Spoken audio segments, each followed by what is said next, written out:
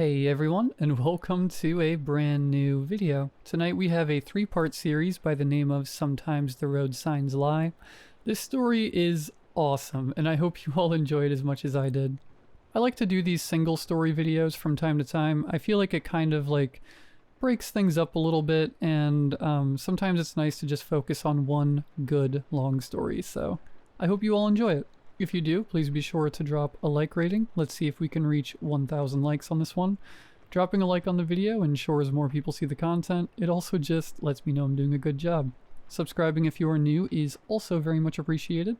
I post content just like this all of the time. Anyways, sit back, do whatever it is that you do to relax. Enjoy the story right after the ad break after this intro. There won't be any more ad breaks after that one. And as always, I hope you all have a great night. A few weeks ago, my wife and I went on a road trip for a family reunion in El Paso, Texas. I am now sitting in the hospital waiting room, desperately wishing we hadn't. "How much longer?" Melanie asked, leaning her seat back and putting her hand into the small of her back in a feeble attempt to find a more comfortable position. "Google says we've got a few more hours to go," I said, glancing quickly at my phone sitting in the cup holder, then putting my eyes back on the road. "Do we need to stop again?" Melanie shifted in her seat a bit, removed her hand from behind her, then sat it back up to its original vertical position. At 7 months pregnant, her options for comfort were quickly dwindling, and none of them involved the front seat of a car. "No, let's just go. If we stop again, I'm not going to want to get back into the car." "Signal lost," my phone's robotic female voice announced.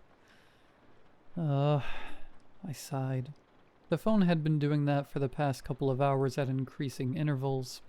There had apparently been an accident or something on the main highway, which would have backed us up by at least an hour according to the all-knowing Google.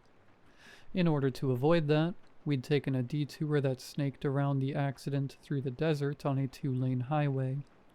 That had been 3 hours ago, maybe more. It was hard to keep track of when it had happened because even before the phone had alerted us of the accident, the whole trip had been little more than a palette of browns and grays, broken up only by the regular bathroom break. As I saw it, the New Mexico desert was the skid mark on the underpants of America, and if I never had the pleasure of driving through it again, it would be too soon. The sun had set about an hour ago, not long before the signal started getting more spotty, and the highway hypnosis had really started to get to me. There was nothing but desert on either side of us, and even with the high beams on, the darkness covered us like a thick blanket. "Got any more Red Bull?" I asked. "If we're gonna go for a few more hours, I need some wings." Melanie reached into the back seat for a second, grunting with discomfort, then returned with a can of Red Bull. "Last one," she said. "This was sitting on the seat, so the sun warmed it up for you." "Great," I said, taking the can, cracking the seal, and swallowing 3 large gulps. "This will sit well with all the other junk I've been eating for the past 2 days. Without a baby on the way, Mel and I could have driven the stretch between Bozeman and El Paso in 2 days without a problem, but with her being as pregnant as she was, we had to carve out almost double the time, and she was still miserable. I let out a burp that tasted like all the atrocious snacks and truck stop food from that day mixed with the warm energy drink I was layering on top, and solemnly promised myself I would eat nothing but salad and water for the rest of my life. "Turn left here for the Church of Christ." "I thought the Church of Christ was back there," Mel said, reading the dilapidated sign as we passed it. "No, that was the Church of Jesus Christ," I said. "Big difference, apparently." All through the drive, we'd seen a wide variety of local churches, mostly generic, but after passing one called the Church of Liberty over a backdrop of a poorly drawn Confederate flag, We had turned it into a sort of game to see who could find the most outlandish one. We sat in silence for a while, listening to the hum of the engine and the intermittent signal lost notification from my phone. I had looked at the phone earlier when the signal was stronger, and saw that we just needed to go to the end of this road, turn right, and we'd find ourselves getting back onto the freeway. So although the intermittent announcement from the cup holder was annoying, I wasn't particularly concerned. That wasn't until we saw a sign that said, "Freeway entrance, left, 1 mile." "I thought you said it was a right at the end of the road," Melanie said, sitting up and grabbing the phone. "That's what it said," I insisted. "I checked it last time we had service like half an hour ago. We had about 60 or so miles to go and then it was a right." "How sure are you?"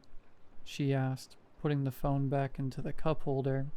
"'Cause your phone is still saying it has no service, so it's not going to be any help." "Pretty," I said. Just then we passed another sign, "Freeway entrance, left, 0.5 mile." "At least, I think so." "I think we should follow the signs," Mel said. "I don't want to get lost out here, and the phone hasn't had consistent service in a while. It could have reset and changed routes or something to have us avoid the highway. Remember last time?" I did remember last time. A Vegas trip that ended up being 4 hours longer than it should have been because my phone reset and had us taking frontage roads and city streets. It would have been longer had Mel not thought to check the route on her phone. I was sure that I had seen it was taking us back to the highway, and that the next turn was a right in about 30 minutes or so given our current speed. But with the evidence to the contrary quickly approaching me in the darkness, illuminated by my headlights, I made the single most critical mistake that I would regret for the rest of my life. I followed the street sign and turned left. Mel leaned back in her seat, embarking again on her quest for a comfortable position, and I continued to stare at the lines in the road as we passed. Time begins to lose meaning when you've been on the road in the dark for as long as we were that night. It could have been hours that we spent speeding straight down the desert road, or it could have been days. With no focal point, it was really up to the clock alone to tell us how long we'd been there, and the clock on the dashboard had inexplicably reset at some point, something it did on occasion for most of the time I'd owned the car. Another bullet for Melanie to fire at me whenever we got into our marital spats. I didn't care, and she didn't really either, but it was another straw to load up on the camel's back nonetheless. My faith in the phone had begun to waver even further, as I was becoming sure even that clock was running slow somehow. We'd go for 5 or 6 miles according to the odometer, and the clock would only read a minute or two had passed. I drained the last bit of Red Bull down my throat, again promising myself nothing but clean eating after this trip was over. Moments later I felt a dull pressure in my bowels. The last drop of liquid must have been the last straw for my bladder. Mel slept quietly next to me, having finally crashed a while back, and I made the second decision I would come to regret. Although we hadn't seen another car for miles, I flipped my hazard lights on and pulled over to the side of the road. I turned off the car and stepped out of the car and relieved myself, relishing one of the finer points of being a man, and having the ability to take a leak in the middle of the road without much fanfare and return to the car. Mel stirred then and asked if we were there yet. "Not yet, just a bit further. I had to take a leak." She rolled her eyes and closed them again. I turned the key to start the car back up and heard a sound that sunk my heart into my stomach. Click, click, click, click. I said under my breath. "Please don't do this." I turned the key again and once more heard the series of clicks telling me that my car didn't have enough power to start back up. I sighed, resting my head against the steering wheel in defeat. "What's wrong?" Mel asked, opening one eye. "Battery's dead." "What?" There was a hint of panic in her voice, and she sat back up, totally awake now. But the car was just running. Yeah, it was running off the alternator. The battery needs just enough power to start, then the car can run off of the power generated by the alternator. All we need is a jump, and we should be able to get the rest of the way, as long as we don't turn the car off. But who's gonna jump us? Mel asked. When was the last time you saw a car? It's been a while, I admitted. Definitely not since we made that turn back there. Mel spat. Stay here, I said, unbuckling my seatbelt. Where are you going? She asked, the panic in her voice rising. Just up there, I said, pointing down the road. I think I see a sign maybe 100 yards out there. It might give us an idea of which direction we need to go, or if we need to just wait until the sun comes up. I could tell she didn't like it, but she didn't say anything. I'll keep my flashlight on so you can see where I am. I'll just go there, then straight back. She nodded. Unless I see a Denny's, then you're on your own. She flipped me off. I kissed her cheek and stepped out into the night. The air was brisk despite having been downright hot during the day, and I remembered learning in science class as a kid that desert wildlife had to be tough enough to endure not only the heat during the day, but the cold, sometimes freezing temperatures at night as well. I shivered and hugged my arms around my torso and made my way down the road to where I thought I'd seen a road sign. As I approached, I realized it wasn't the kind of sign I was hoping for.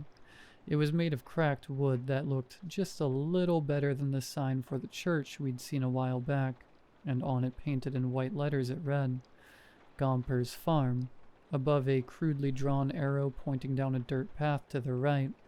My gaze followed the arrow, and I thought I could see a light far off in the distance. A scream broke through the darkness that turned my blood to ice. Mel? I called, wheeling around and bolting back the way I came. Melanie! I could see the shape of the car in the distance, but it was far too far away for my flashlight to do much good. I sprinted down the road screaming my wife's name in a hot panic. What? Melanie called back, alarmed. I slowed when I heard her voice and held the light up again. She was standing on the passenger side of the car with the door open. I thought I heard you screaming, I said through heaving breaths. She looked around confused. No? You didn't hear that? I asked. She shook her head. No, I don't think so. I was in the car until I heard you yelling, though. Where did it come from? I don't know, I said, shaking my head and spitting the bitter flavor of adrenaline into the dirt. Maybe it was an animal or something, she suggested. What did the sign say? There's a farmhouse or something about a mile down the road, I think, I explained. It's not exactly ideal, but if I jog it, I could make it in about 10 minutes or so. If anyone's there, all they'd have to do is give me a ride back and help us jump the car. If nobody's there, we'll probably have to wait till morning unless a car happens to pass by. She mulled it over for a moment. Then I saw the resolve on her face, and I knew what was coming next. I'm going with you then. I didn't like it, but I could tell that arguing wasn't going to get me anywhere but the doghouse. And, considering the scream I'd heard, or thought I heard anyway, I preferred having her close. Fine, I agreed. Grab your jacket, though. I'm gonna grab mine and a couple of water bottles from the back. A moment later, we were hiking down the road, our silhouettes illuminated intermittently by the orange hazard lights we'd elected to leave on. I doubt the battery would last if those lights were on too long, but if someone was driving past, I would hate for them to miss it. Mel had thought to leave a note on the windshield telling whomever found it that we'd gone to the farmhouse and would be back shortly. If anyone was kind enough to stop, they'd hopefully see the letter and stick around long enough to help. That, or they'd know where to look for us coming back so they could take whatever they wanted out of the car before we returned.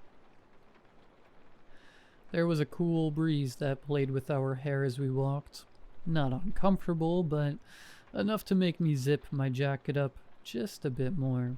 Mel held the only flashlight we had, and the beam bounced up and down in the darkness like a buoy. The car was barely visible when Mel shrieked so suddenly, I nearly tripped on my own foot. What? I asked, suddenly panicked. Look, she said, extending her finger past the head of the flashlight. What? It's gone now. Didn't you see it? No, I was too busy asking myself why I'm hiking with a pregnant banshee. There's something out there, she said, ignoring my jab. Just past that rock, I saw a pair of golden eyes. Probably a coyote, I said, starting to walk again. They're cowards. If we keep walking and talking, nothing should bug us, especially if we stick to the road here. Mel nodded, then caught up to me. How much longer do you think it'll be till we get to the farm? Don't know, I shrugged. 10 or 15 minutes maybe. Just then I saw the eyes she was talking about, out in the distance. Next to a large boulder on the side of the road sat a pair of curious golden eyes. Definitely a coyote, I said, pointing at it. You can see its shape a bit, all fours, low to the ground. It looks like it might be a little bit longer than the ones I've seen, but there's not much else out here that looks like that. That's probably what I heard earlier too. One of these guys catching a rabbit or something. I wasn't sure I believed it, but it felt good to get some sort of explanation on the record. We kept talking as we walked down the path, closer to the eyes, and when they disappeared, I was a bit disappointed, but not surprised. Part of me wanted to see the coyote up close, but if we got close enough to see it, that probably meant we were close to a den, which is the last place we'd want to find ourselves. We talked about what we'd do when we finally got home, and how soon we'd find ourselves laughing about the whole ordeal when Mel stopped suddenly in the middle of the road. Crap. What is it now? I asked, looking around another pair of eyes. I have to pee. No chance you can hold it? I asked, holding back a chuckle at the poor timing. Not unless we can talk this kid out of using my bladder as a waterbed, she replied, handing me the flashlight. Where should I go? Why not right here? Are you kidding? Not even a little bit, I said. You probably shouldn't wander too far off the trail, and it's not like anyone's around to see you anyway. Hell, if someone showed up and the universe decided now was the time to embarrass you, I'd still take that over the rest of the walk. Fine, she sighed, pulling her maternity pants down and squatting. As she did her business, I took the opportunity to scan the surroundings with the flashlight. I found a few more pairs of golden eyes on either side of the road, which quickened my pulse just a little. I didn't like being outnumbered, and I liked being surrounded even less. Melanie finished her business, and with some assistance from me to get back up to a vertical position, we were off again, our feet crunching against the dirt as we walked. I thought I heard something then, and this time it was my turn to stop. What? Mel asked. Shh, I said. I started again, then stopped. What is it? Mel whispered. Another scream? Nothing, I lied, picking the pace back up. I thought I heard a car. We walked again in silence, Mel forgetting to keep the conversation going to keep the coyotes back, and me listening too intently to think about topics to discuss. I knew I'd heard something behind us. I hadn't noticed it at first, or maybe it hadn't been there at first, but after we stopped, I could make out the faint sound of footsteps on dirt that stopped almost as soon as we did, and picked up, or so I thought, as soon as we had. I'd also heard a strange lapping sound just after we started walking again, like something licking the urine off the dirt road. When the farmhouse came into view, the relief between us was palpable. We had both been too preoccupied with the growing number of eyes on either side of the road that we hadn't noticed that the light I'd seen from the road had shut off. It was a small house, but I hadn't expected much more than what it was given the location. If it had 4 walls and a roof, I would have been happy. But from the outside, I would have guessed that it had at least a few bedrooms, and behind it stood a structure that looked like it may be a detached garage or large shed of some sort. We approached the house, and I was just about to walk up the wooden porch steps when Melanie grabbed my hand. "Hold on." I turned to look at her. Her eyes were wide, and the pupils were so dilated from the darkness they were nearly black. "What's wrong? Do you think this is a good idea?" I rolled my eyes. "If it wasn't, you could have said something 20 minutes ago." "I know, I mean..." She paused for a second. "Do you think these people will help us? We're strangers in the middle of nowhere, and it's the middle of the night." I shrugged. "I think the worst that can happen is they tell us to leave. They'll probably answer the door with a shotgun in hand, but who wouldn't?" Melanie nodded, and I saw her throat work up and down in a dry, nervous swallow. I walked up the few steps, the wood creaking beneath my feet, leaving Melanie at the bottom. I held up my fist and rapped 3 times on the screen door. We waited, listening intently for sounds inside the house, but heard nothing.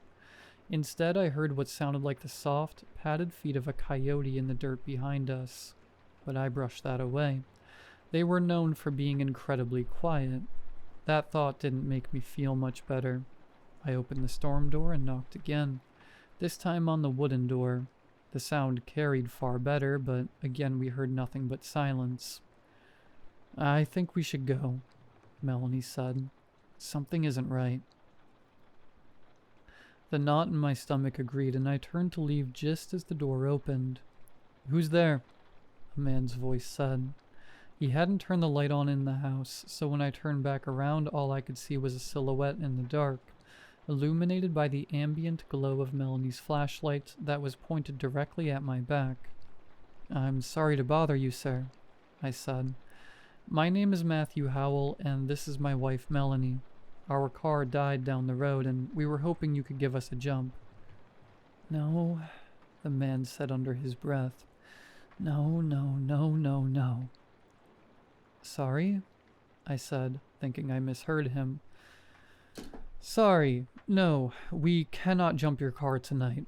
It'll have to wait until morning." "Sir, I'm sorry to impose, but we really can't." A twig snapped behind me. Very quiet, but clear nonetheless. "Please come inside," the man said. "You'll stay here tonight." I turned to look at Melanie, who was already walking up the steps.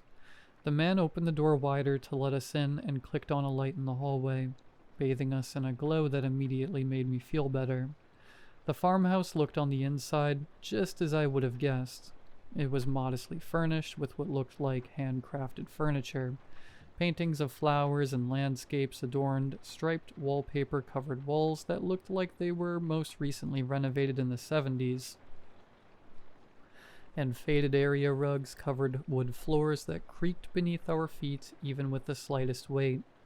The man who stood before me now looked just like the kind of person who would live in a house like this. He had thin white hair and a large beard with yellow tobacco stains around his mouth, and he wore a set of beige long johns under a pair of pants that were held up with suspenders. The outfit of a man who had been disturbed in his bed. I guessed he was somewhere in his 60s, still reasonably muscular from working on the farm, but well past his prime and settling into the atrophy of old age. He had been holding a shotgun in one hand, and just then put it down and leaned it up against the door frame. The man turned and called to someone inside the house. "Ma, put a kettle on, would ya? We've got 2 here for the night." "Really?" I said. "I don't think we can." "I insist," the man said, turning back to me. "The roads aren't safe at night. It's too easy to get turned around." "Yeah, I can see that," I admitted. "I thought we were doing well until we saw that sign for the highway back there." The man looked at me, and for a brief moment, I thought I saw something in his eyes, but before I could make out what it was gone. "The sign," was all he said, and gave an understanding nod. Do you have a restroom I could use? Melanie asked, cutting in. Yes, down the hall and... The man stopped when he saw her, and again there was something in his expression I didn't like, but again I couldn't make it out before it was gone. To the right, he finished. Melanie thanked him and made her way to the bathroom. We'll be just around the corner in the kitchen, the man told her. He turned and led me around the corner, where I now heard someone else bustling about, presumably putting a kettle on. My name is Arthur, the man said, sitting down at the kitchen table. This here is Ruthie, he said, gesturing to a small woman in a white nightgown, who was just then lighting the gas stove. Ruthie turned around and offered me a smile. Hello, she said. Did I hear your name is Matthew? I nodded. Yes, and my wife's name is Melanie. They're in the family way, Arthur told Ruthie. Oh dear, Ruthie said pleasantly. How exciting. How far along is she? Not the word I'd use, Arthur said under his breath. 7 months, I told her. 7 months, she exclaimed, beaming. And where is she now? She's in the restroom, I said. Oh, I've got some things for her. Let me run and get them, Ruthie said pleasantly, then disappeared around the corner. Arthur and I sat in silence for a moment. Then I said, Are you sure you can't just give us a jump? Or do you have a phone I could use? He shook his head. Sorry, but no. Ruthie and I don't go out after dark, and we haven't had use for a phone in 20 years or more. We'll be happy to give you a ride back to your car and get you on your way as soon as the sun's up. What if we... Listen, Arthur said seriously, leaning forward. He again wore the expression I'd seen earlier. It was one I didn't understand, but looking back at it now, I think my father, who had served in Desert Storm, and had seen the expression worn by men as they stood on the other side of a loaded gun but were determined to show courage in the face of fear, would have picked it up in an instant. You were with your lady the whole time, right? Ever since the car broke down, yeah, I said. And even before that, we've been elbow to elbow for just about every second for the past 2 days. All right, good. He leaned back in his chair. That's good. What's this about? I asked. And perhaps he would have told me then, although looking back I doubted that he could have. Not then. But the tea kettle began to whistle, and Ruthie returned quickly to shut it off and poured the contents into 4 mugs. Melanie came around the other corner and took a seat next to me. Ruthie asked if we took cream or sugar in our tea, which neither of us did. Then she brought mugs over with chamomile tea bags steeping in each of them and took a seat next to Arthur. We have a guest bedroom at the end of the hall you can use until the morning, Ruthie said. I'm glad you found your way here safely. Yeah, Melanie said, bobbing her tea bag up and down in the water by the string it was attached to. Those coyotes were really giving me the creeps. Coyotes? Ruthie asked. Yeah, Ma, coyotes, Arthur said in a tone that sounded like they'd had the conversation 1,000 times. I gotta chase them away from the chickens at least a few times a week, you know that. She nodded. Yes, I just meant I hadn't seen any tonight was all. Probably because they were all with us, I said. There were about a dozen sets of eyes following us up the road. A dozen, you say? Ruthie asked, surprised. Yeah, that'd make sense, Arthur said. They didn't try to get you, though, did they? No, Melanie said, taking a small, exploratory sip of her tea, then another larger one, satisfied that it wasn't too hot. They stayed off the road. I think one of them was behind us, though, so I don't think they all stayed off the road, I said. Melanie looked at me reproachfully. And when did you plan on telling me? As soon as we didn't have one behind us anymore, I told her, shrugging. They didn't get too close, though, Arthur said. No, they kept their distance. I told him. I'm pretty sure the closest one was the one behind us, and that was still a ways back, I think. He nodded and sipped his own mug. That's good. Those coyotes are serious business. Do you get many of them out here? Melanie asked.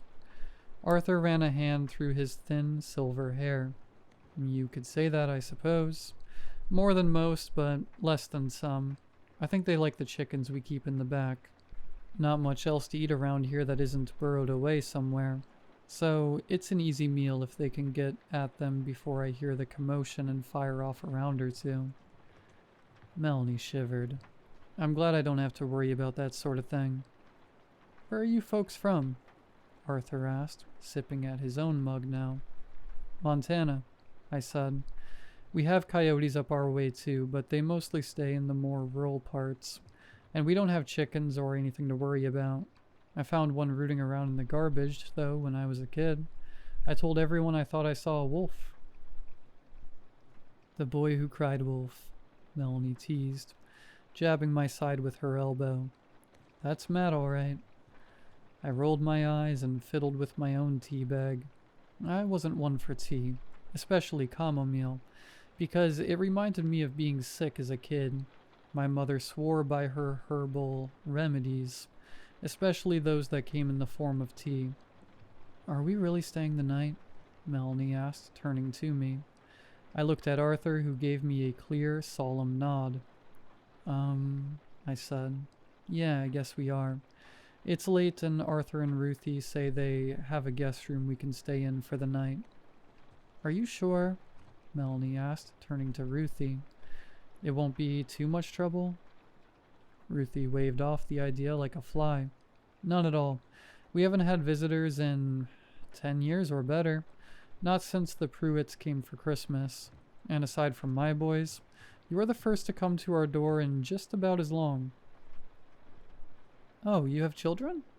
Melanie asked. Long grown now, Arthur said, nodding and staring into his mug.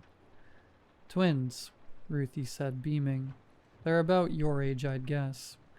I've got most of their old clothes and things in the back room, if you'd like to take a look before you go to bed. I pulled the chest out of the closet already. Melanie looked at me and I gave her a shrug.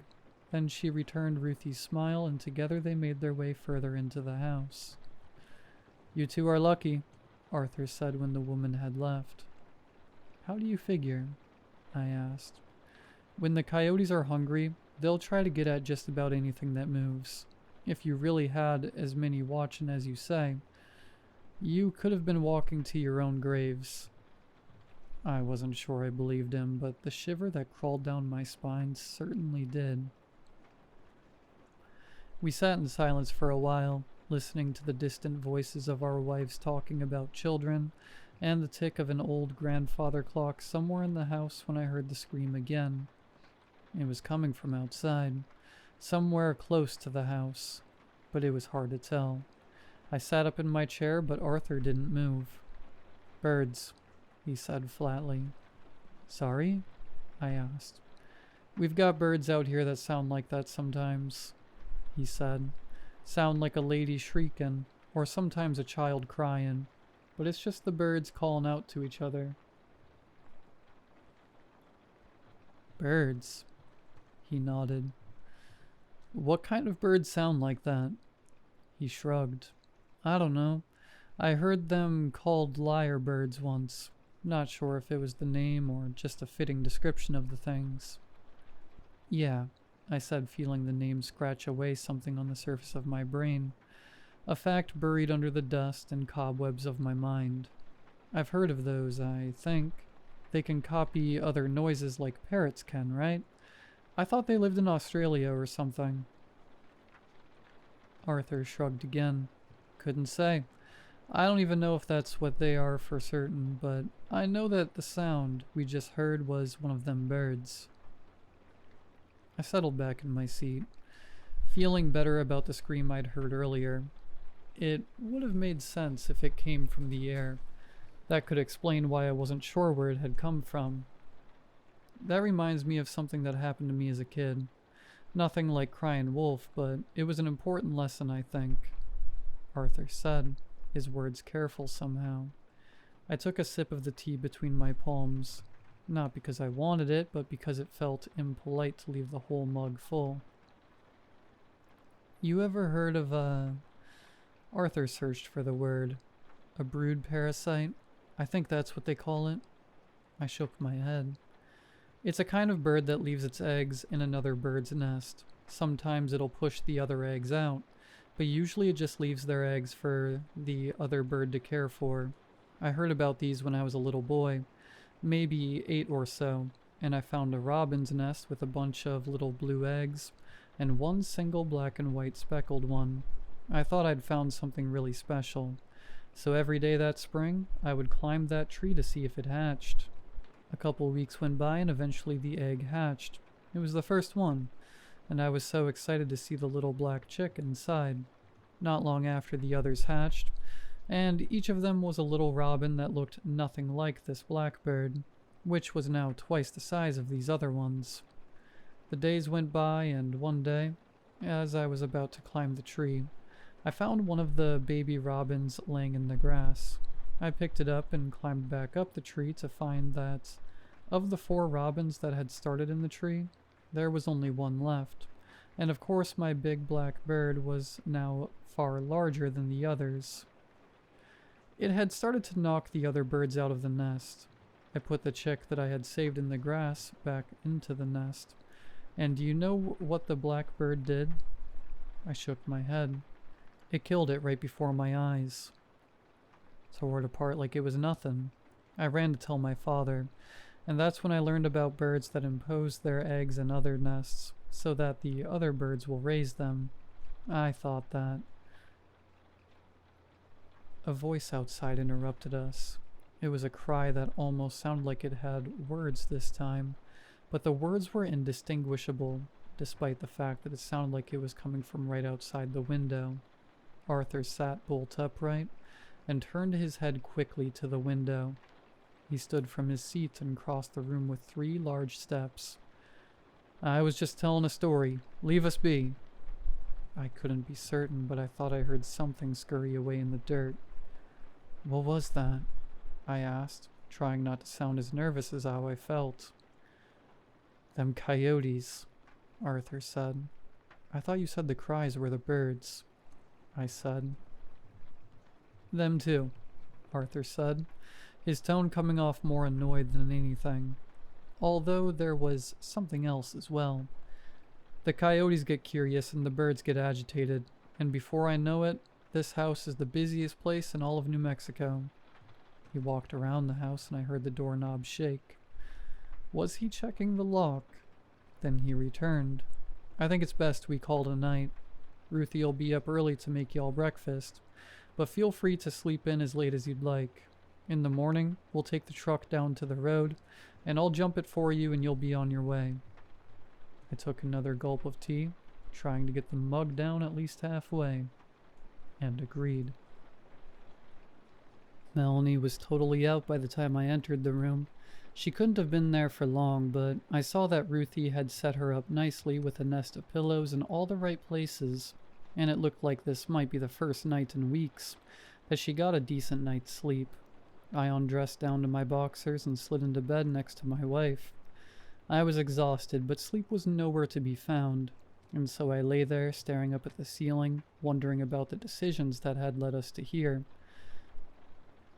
There had been a knot growing in the pit of my stomach ever since we'd parked the car, and it had only tightened since we'd arrived at the farmhouse. Arthur and Ruthie were nice enough, but there was something they weren't telling us. If I were watching the night play out like a movie, I imagined that the twist would be that they were secretly plotting our demise, or that the screaming sounds I'd been hearing were those of their victims chained up in the large garage behind the house. But I didn't think so. It wasn't that I didn't think they were capable. I'd only just met them, and had no idea what they were actually capable of. It was more that it just didn't seem to fit. It was the look on Arthur's face when he asked me if I'd been with Melanie the whole time we'd been stopped there. It was the undertone of his voice when he told whatever was outside that he was just telling me a story. It was the story itself, What was that exactly? Just an elderly man retelling a memory from his childhood? Or was it something else? A cry echoed outside the window, this one sounding like "Ma." It sounded more believable now that it was a bird, because it certainly didn't sound human now that it had the chance to hear it without other sound pollution. Not exactly human anyway. Melanie snorted beside me. The preamble to a full-on snore coming in the next few weeks, I was sure. Another scream, this one closer, but from a different direction. The birds were all talking to each other. I sighed and closed my eyes, trying to will myself to sleep, even if it was just for a couple of hours. The house was cold, probably from poor insulation and the single-paned windows. I pulled the sheets up and turned to my side, pulling my knees up to my chest for just a little extra warmth. I was nearly asleep when I heard the claws scratch the wall outside the house and my eyes flew open. Was that the coyotes again? Did coyotes do that? I wasn't sure. I sat up and listened for more, knowing full well that in the morning I would feel silly for being as scared as I was, but also knowing that the night has a way of making monsters come out, even if they're just the ones in your head. A scream broke through the silence, this one incredibly loud and right outside my window. I looked over at Melanie, expecting her to be as awake as I was, but she only stirred. I got out of bed and crossed the room, throwing the curtains open, hoping to scare away whatever was sitting outside. I hadn't expected to see a face on the other side of the glass. I stumbled backward, tripping on my own feet and falling onto the wooden floor with a sharp thud. From where I lay, I could see nothing but moonlight coming through the crack in the curtain. And for that, I was thankful. Had the face been that of Arthur, I would have at least understood, despite how sick it would have made me feel. But the face I saw through the glass wasn't Arthur, or Ruthie. I don't think it was even human. Just like the sounds of screaming I had heard through the wall, it was close to being human, but still not quite right. The eyes were too big and far apart, the mouth too wide, the nose too flat. Could it have been my reflection? The logical part of my mind liked that answer. It liked it a lot. I stood up cautiously, fearful that the face would still be there peering at me through the glass. But as I stood, I saw that that wasn't the case. I could see myself in the glass, just well enough to convince myself that that's what I had seen. Scared of my own reflection. Had Melanie been awake, there's no way I would ever live this one down. But despite the noises I had just made, she still lay soundly asleep. I closed the curtains again, taking care to ensure that not a sliver of moonlight came through them, then lay back down next to my wife. I didn't sleep much that night. I don't think I would have regardless, given the intermittent screams and cries coming from just outside my bedroom window. But every time I closed my eyes, I could see the image of the face that was looking back at me through the glass, a circus funhouse image for a human face, burned into my retinas like the flash of a camera lens. I must have fallen asleep at some point, because I opened my eyes to find rods of sunlight cast from the window into the bedroom. Melanie was stirring, which meant soon she would be awake and in the bathroom. I checked my phone, still no service, but it reported the time to be just before 6. I got out of bed and got dressed, determined to get out of there as soon as Melanie was ready. The image from the night before had dulled by then, and although the memory still gave me the creeps, the logical part of my brain had daylight on its side, and by the end of breakfast, I would have myself convinced that it had been my reflection in the glass. I quietly opened the door and stepped out of the bedroom. The scent of coffee wafted through the air, although I didn't hear anyone moving around the house just yet. I made my way to the kitchen, expecting to find either Arthur or Ruthie sitting down at the table enjoying a mug, or at least a full pot of coffee with a timer that had gone off. Instead, I found 2 empty mugs of coffee and a half pot sitting on the burner. I didn't have time to wonder where they'd gone off to, because I heard Ruthie's voice in the yard calling to Arthur. I peeked out the window to see Arthur's truck backing up toward the large garage. "Was it just the one?" she called to him over the sound of the truck's engine. Arthur turned off the truck, stepped out of the driver's seat, and came around to the bed where he had 2 large iron poles sticking out over the back. "No, it was 2 this time," he said. "Got a 1-mile one and a half-mile one now." He dropped the tailgate of the truck, and the 2 metal poles clattered loudly. "They're getting more clever, Ruth," Arthur said, hoisting the large street signs out of the back of the truck and carrying them to the shed. "It was only the one sign with the Pruitts, and I don't even know where they're getting these things. Probably off some stretch of the road around here. We're going to have to do something about it sooner, or—" "Don't you say such a thing," Ruthie said sharply.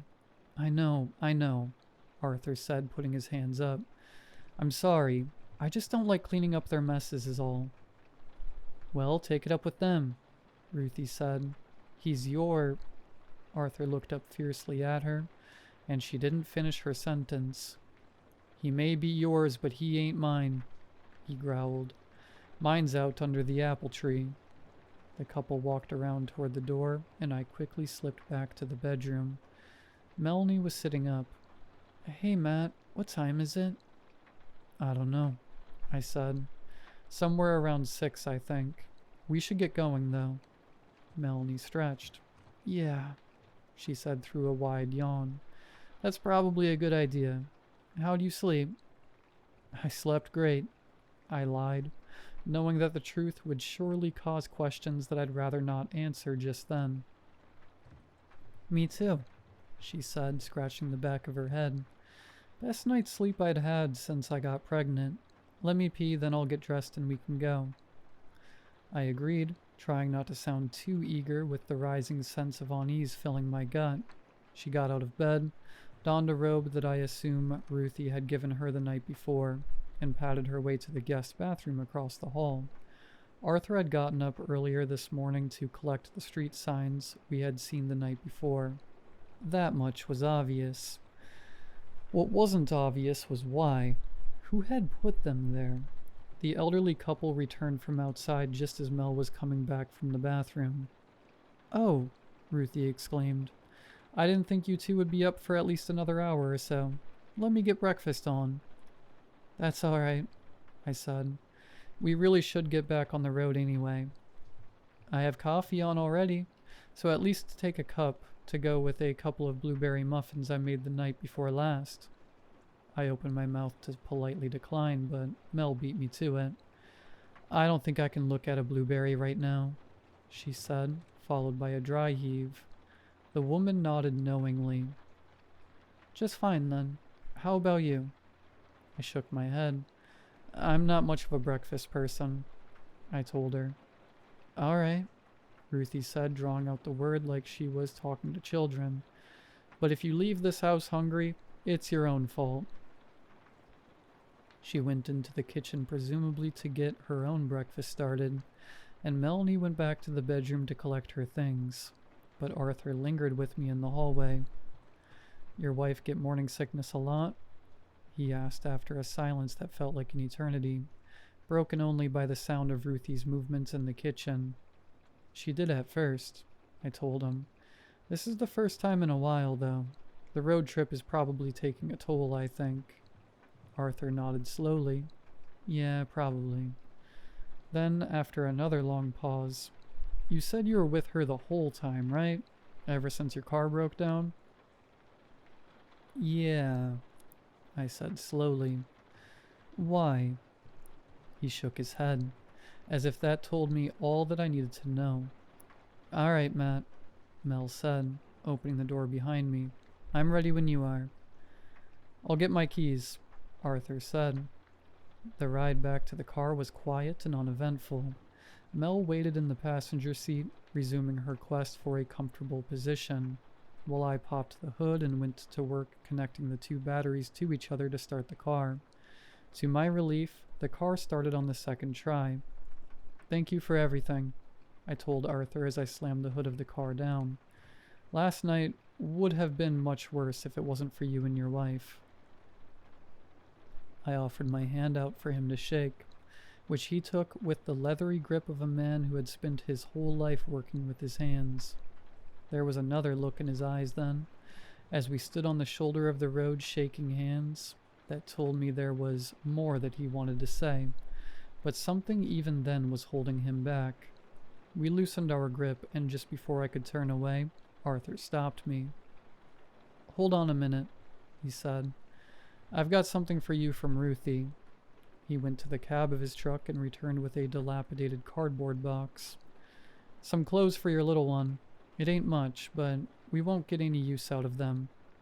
I took the box and thanked him, doubting that we'd ever use them, but feeling that if I refused, he would insist, and I would still leave with the box. "Thanks, Arthur," I said. "One more thing," he said before I could turn around. His voice got quiet when he spoke, just above a whisper and far too quiet for anyone other than the two of us to hear. I looked up at him and frowned, searching his face for the joke that wasn't there, nodded uneasily, then said goodbye. Arthur stood in the middle of the dirt road, waving broadly at us from the rearview mirror as his silhouette disappeared into the dust, kicked up by our tires. I never thought I'd return to Gumpers' farm, let alone so quickly, but circumstances change, and with them, expectations. It took me nearly a whole day to find the road signs had let us down, and by then it was dusk and I returned back to my hotel, so as not to be out after dark. Melanie stayed home this time. Her condition had gotten significantly worse since our road trip, and she had been prescribed bed rest, among other things, until she was ready to deliver. Her mother hadn't been happy with me flying out to New Mexico, even with the lie we told her about it being a work trip, but her mother's chagrin was a small price to pay for what I was hoping to get out of a reunion with Arthur and Ruthie. I drove up the dirt road, following the only street sign now for Gumper's farm, hoping to find an answer to something that had happened to us not long after returning home. I parked my car next to Arthur's pickup truck and stepped out. I waited for a moment, wondering if I would hear the sound of the birds carrying human-like screams along the air. To my relief, I heard nothing at all. I walked around to the front of the house, prepared to knock as I had mere weeks before, but found that I didn't need to. The door to the farmhouse was open. Dirt coated the entrance floor, suggesting that it had been open for a while. Cautiously, remembering the face I had seen in the window but feeling the bravery given to me by the daylight, I called out into the house. "Hello?" I called. "Arthur? Ruthie?" No reply. I stepped into the house, noting first that the shotgun Arthur had answered the door with was no longer propped against the wall in the corner by the door. "Hello?" I called again. "Is anyone there?" I explored the house carefully, worried that if I surprised anyone too much that I would find my skull full of buckshot, but sensing that I was totally alone. The kitchen was clean, with only a couple of plates in the sink with dried-on food that could have been from the night before, or perhaps longer. The bedroom where Mel and I had stayed looked exactly like we had left it. I called out again as I headed up the stairs towards the part of the house I hadn't been. There were 3 doors down the hallway from the top of the stairs. I chose the first and opened it. It was a young boy's room, a time capsule from decades ago. The boy who had once dwelt here must have been 6 or so, judging by the toys, books, and decorations that filled the space. Above the bed in large block letters was the name Jonathan. The next room was a bathroom adorned with yellow daisies over most of the surfaces. I opened the door to the final room and was struck by 2 things simultaneously. First was the body of Ruthie Gumper laying in the bed, She wore a nightgown and looked as if she had gone peacefully in her sleep. Second was the putrid odor that had somehow not completely filled the house, possibly because the door had been left open. It was clear that she had been dead for at least a few days, perhaps not long after Mel and I had left. But there was still no sign of Arthur. I went downstairs and out the front door, glad to be rid of the smell that followed me after I opened the door. I walked around the side of the house, calling Arthur's name and getting nothing in return.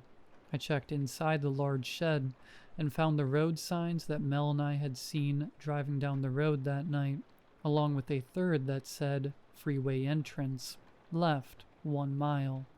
Just like the first sign we had seen, I turned the flashlight in my phone on and held it up to get a better look at the shed.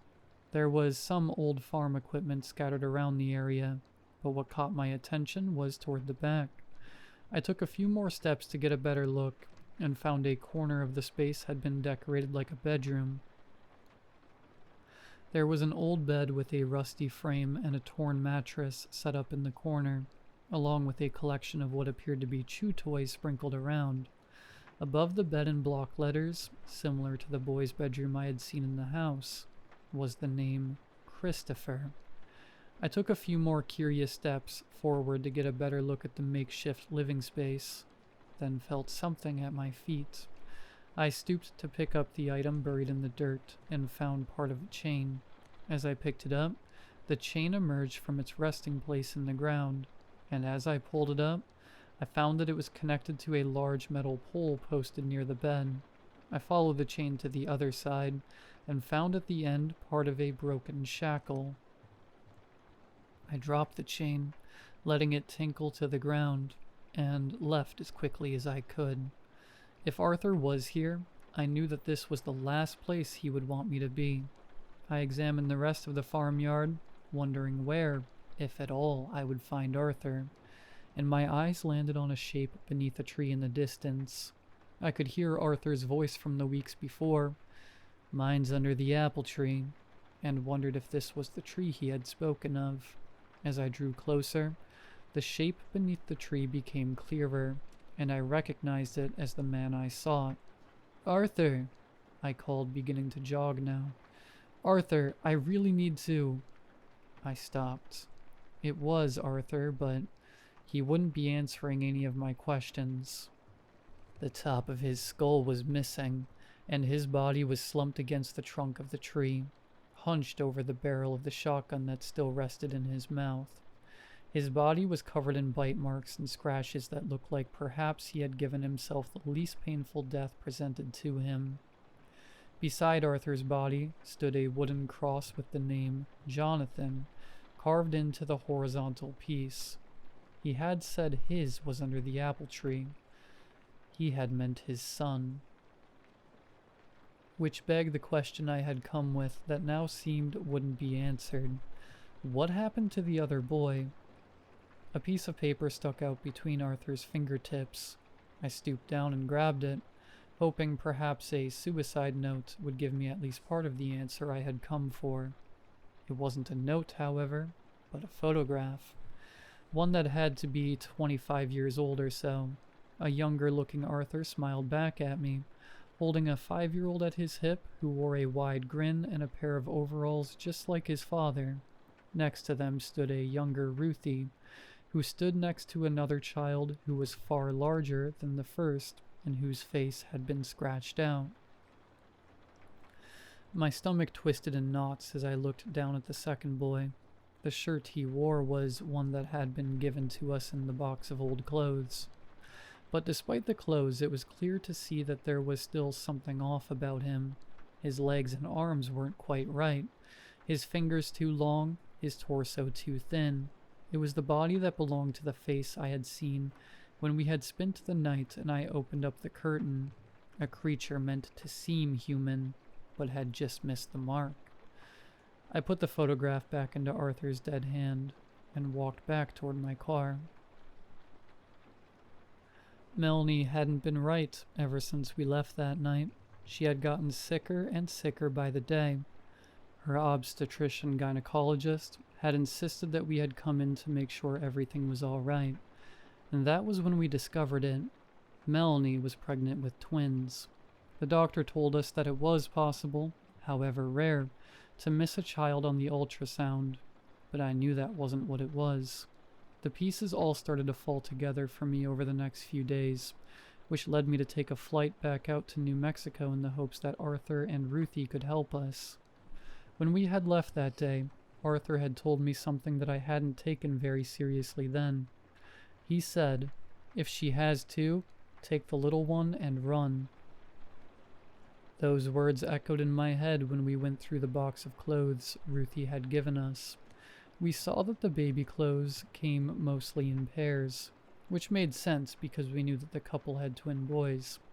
But when we noticed that there was always a far larger outfit than the other, I began to wonder why Arthur had told me to take the little one and run. What had happened to his little one? Furthermore, why had he been so concerned about me leaving Melanie alone that night? He had asked me at least twice to make sure, as if it were vitally important, and I had shrugged it off, not realizing then that I had left her alone that night, just once, when I jogged out to get a better view of the street sign, just before I heard her scream. She doesn't remember it, but I believe that moment is when that thing, Christopher, got to her. Arthur had warned me about the birds that lay their eggs in another bird's nest. He had even gone as far as to call the things making the terrible noises birds, and it hadn't clicked. He had been trying to warn us about Christopher, and however many others like him there were living there at the farm, about the dozen or so pairs of eyes that had followed us up the trail to the house. Those things didn't like that, and stopped him. They had cried out in the dark outside the window as they listened to him tell me the story about the brood parasite birds, and the birds who mimic the sounds of children crying. They didn't like it because by then, they had laid their egg, leaving nothing but a faint, white scar encircling her navel that was nearly completely gone now, and they didn't want us to know. I wonder if Arthur had killed Christopher before taking his own life. The wounds on his body told the story of a man who had fought hard against a wild animal, and I could only imagine it had been the creature who had been born from his wife's womb alongside her son. He had told me that the black bird had ripped the other bird to pieces when he was a boy, and I couldn't help but think that the same thing had happened to his son at the hand of the other. If that were true, the only thing that could stand between Arthur and redemption for his son was Ruthie, and with her gone, that was all he had left to do. I could see him discovering her death and setting out to avenge the death of his only son after all these years, only to find out that the fight was one he could no longer win. He had taken his gun outside and had searched for the beast, eventually finding him and perhaps killing him before crawling his way up to where his son lay and turning the gun on himself lest the wounds take his life instead. Or perhaps not. There was no way to be sure. Not really. I got back to my car and climbed into the driver's seat. My hands shook as I turned the key and started back down the road. My phone found service for just a moment, and I looked down and saw that I had 3 missed calls, 2 from Mel and 1 from her mother. There was a text message as well that read, "It's happening." I was about to be a father.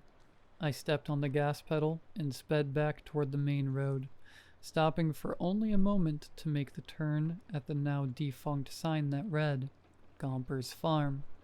As I made the turn and the sound of the engine was just low enough, I thought I could hear a cry carried in the air. The sound was almost human.